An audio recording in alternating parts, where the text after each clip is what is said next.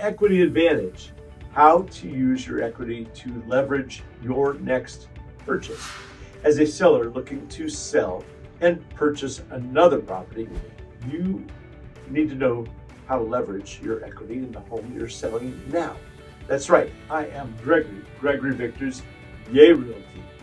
One key benefit of being a homeowner is that you build equity over time in your home. So that equity is how it grows, right? According to Bankrate, and I quote, home equity is the portion of your home you've paid off. In other words, your stake in the property as opposed to lenders. It is the appraised value of your home minus the outstanding mortgage and loan balances. Chances are you've been in your home for a while and you've built up a considerable amount of equity and may not realize how much.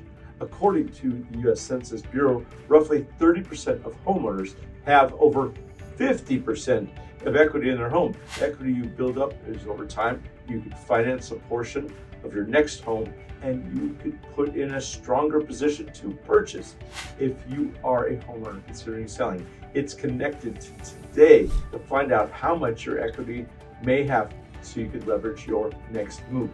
I am Gregory Victor's Yay Realty, your new construction broker, where we show you the yays in home selling. Thank you.